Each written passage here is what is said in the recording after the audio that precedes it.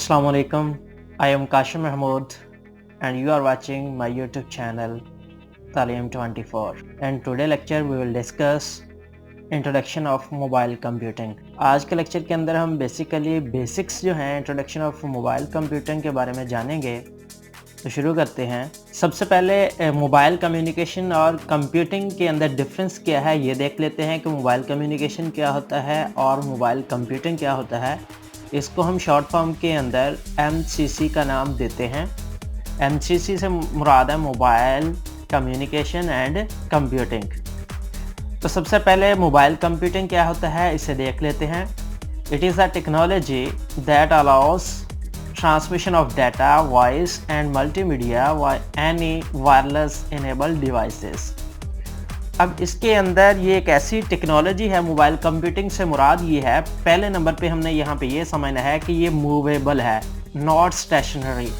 ये एक जगह पे ही हम जो है साकन रह के इसके अंदर जो है मोबाइल फ़ोन यूज़ नहीं करते, या यूँ कह लें कि हम डाटा की ट्रांसमिशन जो है वो स्टेशनरी नहीं करते, हम मूव होते रहते हैं। हमारी लोकेशन जो है वो डिफरेंट होती रहती है, लोकेशन जो है वो चेंज होती रहती है। जैसे जैसे हम मूव होते रहते हैं वैसे वैसे हमारी डिवाइस जो मोबाइल है इसकी भी लोकेशन चेंज होती रहती है। तो बेसिकली मोबाइल कंप्यूटिंग जो है वो एक ऐसी टेक्नोलॉजी है जिसके अंदर वो अलाउ करता है कि हम ट्रांसमिशन कर सकें डाटा की भी, वॉइस की भी, मल्टीमीडिया की, वायरलेस इनेबल डिवाइसेस के थ्रू। उसके बाद मोबाइल कम्युनिकेशन की बात करें तो by using this we can transfer information between 2 और मोर पॉइंट्स। इसका इस्तेमाल करते हुए हम इंफॉर्मेशन को जो है वो ट्रांसफ़र कर सकते हैं दो या दो से ज़्यादा पॉइंट्स के ऊपर that are not connected by an electrical conductor, जो कि किसी भी इलेक्ट्रिकल कंडक्टर के थ्रू जो है वो कनेक्टेड नहीं है, लेकिन फिर भी पॉसिबल है कि हम उसके थ्रू जो है कम्युनिकेशन आसानी के साथ कर सकते हैं। उसके बाद हम देख लेते हैं इसका basic introduction.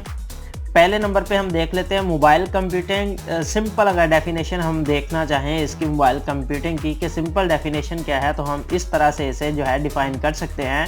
Mobile computing is a technology that allows any time, anywhere और एंड एवरीवेयर कंप्यूटिंग। अब यहाँ पे 3 वर्ड हमने यूज़ किए हैं, एनी टाइम, एनीवेयर और एवरीवेयर कंप्यूटिंग। अब इसका मतलब क्या है यहाँ पे मैं आपको बता देता हूँ। बेनिफिट्स ऑफ मोबाइल कंप्यूटिंग हम देख लेते हैं कि बेनिफिट्स कौन कौन से मोबाइल कंप्यूटिंग के, हम क्यों मोबाइल कंप्यूटिंग के ऊपर आ रहे हैं, तो इसके फ़ायदे देख लेते हैं। पहले नंबर पे है allows user to perform any task from anywhere using computing devices. हम किसी भी जगह पे ये जो है ये अलाउ करता है कि यूज़र जो है वो परफॉर्म कर सके कोई भी टास्क किसी भी जगह पे, किसी भी डिवाइस पे जाके। अब इसकी यहाँ पे मैं एग्जांपल आपको देता हूँ कि सपोज़ पहले इन द पास्ट अगर हम बात करें तो पहले अगर कोई भी हमारे पास मेल आती थी तो हम क्या करते थे, ऑफिस के अंदर या होम के अंदर जाके अपनी मेल चेक कर सकते थे। इसके अलावा हम अपनी मेल नहीं चेक कर सकते थे क्योंकि डेस्कटॉप था, तो हम घर के अंदर या ऑफिस के अंदर जाके ही जो है ईमेल जो थी चेक कर सकते थे।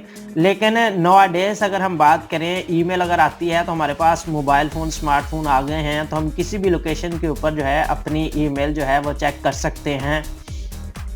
इसके अंदर जो है कौन कौन सी चीज़ें जो हैं आजकल मोबाइल कंप्यूटिंग के अंदर इस्तेमाल होती हैं, जिसके अंदर मोबाइल फ़ोन है, टैबलेट है और PDS जो है वो यूज़ होते हैं, एज अ मोबाइल कंप्यूटिंग के तौर पे यूज़ हो सकते हैं।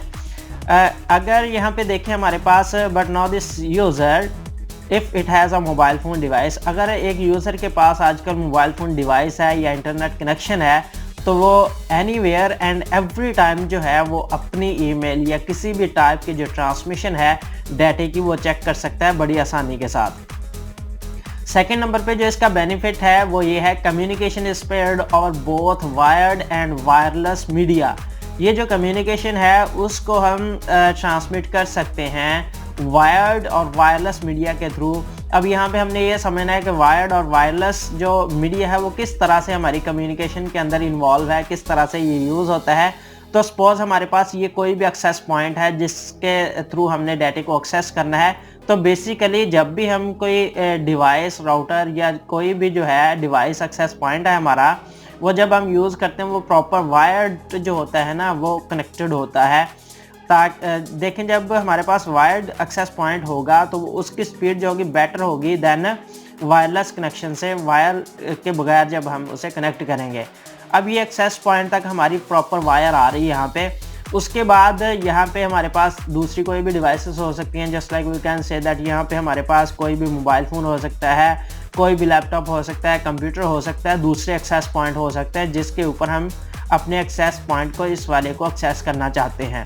तो क्या है यहाँ पे देखें, यहाँ पे हम ब्लूटूथ के थ्रू या हॉटस्पॉट के थ्रू इस मोबाइल फ़ोन को कनेक्ट कर लेते हैं, इसको हॉटस्पॉट के थ्रू कनेक्ट कर लेते हैं या कनेक्ट कर लेते हैं अपने इस इंटरनेट के साथ। तो अब यहाँ पे ये वायरलेस कनेक्शन है, ये भी वायरलेस कनेक्शन है, बट यहाँ पे वायर्ड कनेक्शन था। तो इसके अंदर ये जो एक्सेस पॉइंट है इसके अंदर मोबाइल हो सकता है और दूसरे अदर हैंडहेल्ड डिवाइसेस इस एक्सेस पॉइंट से आगे भी हम जो है वो यूज़ कर सकते हैं। जैसे ये मोबाइल फ़ोन है तो इससे हॉटस्पॉट ऑन करके हम ये वाला मोबाइल फ़ोन या दूसरी कोई भी है जो अदर हैंडहेल्ड डिवाइसेस हैं उसको यूज़ कर सकते हैं। तो देखें यहाँ पे हमारे पास ये जो एक्सेस पॉइंट है इसको वायर के थ्रू हमने कनेक्ट करवाया। तो इसी तरह से जो हमारी कम्युनिकेशन हो रही होती है उसके अंदर वो दोनों जो है वो चीज़ों को यूज़ कर सकते हैं, वायर्ड भी कर सकते हैं और वायरलेस जो मीडिया है वो भी इसके अंदर उसका यूज़ किया जा सकता है। थर्ड जो इसका बेनिफिट है वो ये है, set of distributed computing system participate connect and synchronize through mobile communication protocol. यहाँ पे हम प्रोटोकॉल की बात कर रहे हैं कि set of distributed computing system जो है उसके अंदर पार्टिसिपेट करते हैं, कनेक्ट होते हैं और सिंक्रोनाइज करते हैं, डाटा की ट्रांसमिशन करते हैं प्रॉपर मोबाइल कम्युनिकेशन प्रोटोकॉल्स के थ्रू। तो यहाँ पे देखें ये जो आपको नज़र आ रहा है यहाँ पे हमने मोबाइल फ़ोन यूज़ किया है, मोबाइल फ़ोन 1 है, 2 है, 3 है, 4 है और इसी तरह से फर्दर मोर भी हम इसके अंदर मोबाइल फ़ोन कंसीडर कर सकते हैं। तो ये सारे के सारे जो आपस में सारे के सारे कनेक्टेड हैं डिफरेंट मीडियाज़ के थ्रू, आपस में मतलब ये कनेक्टेड है फर्स्टली। और सेकंड नंबर पे ये सारे के सारे, ये वाला इसको डाटा भेज सकता है, ये वाला इसको भेज सकता है और ये वाला इसको भेज सकता है। डिफरेंट मोबाइल डिफरेंट जो कनेक्शन रखते हैं वो जो है अपनी ट्रांसमिशन कर सकते हैं बड़ी आसानी के साथ। अब यहाँ पे क्वेश्चन ये है, they can connect with each other through some mobile internet protocols. ये सारे के सारे जो मोबाइल फ़ोन है वो कनेक्टेड है आपस में मोबाइल इंटरनेट प्रोटोकॉल्स के थ्रू डिफरेंट लोकेशंस के ऊपर, and they can synchronize their data also. और ये अपना डाटा जो है वो भी सिंक्रोनाइज कर सकते हैं। किसकी हेल्प से ये डाटा को सिंक्रोनाइज कर सकते हैं? बेसिकली मोबाइल कम्युनिकेशन जो प्रोटोकॉल्स है उसके थ्रू ये कर सकते हैं। उसके बाद मैं आपको यहाँ पे बता दूं वायरलेस कम्युनिकेशन जो है वो हमें क्या प्रोवाइड करता है। बेसिकली ये दो चीज़ें हमें प्रोवाइड करता है, एक है यूज़र मोबाइलिटी है, पहले नंबर पे यूज़र मोबाइलिटी है, दूसरे नंबर पे है डिवाइस पोर्टेबिलिटी। तो पहले यूज़र मोबाइलिटी की बात कर लेते हैं। बेसिकली जो यूज़र होता है ना, जो मोबाइल फ़ोन को यूज़ कर रहा है, तो पॉसिबल है कि वो मूव करे एक प्लेस से दूसरी प्लेस के ऊपर विद सर्विसेज। वो रिस्ट्रिक्टेड नहीं है एक पर्टिकुलर प्लेस के ऊपर या लोकेशन के ऊपर, वहाँ पे रहते हुए उसने मोबाइल फ़ोन यूज़ करना है, तो ऐसा नहीं है। मोबाइलिटी का मतलब यही है कि वो क्या है, मूव होता रहेगा, मूवेबल होगा एक जगह से दूसरी जगह।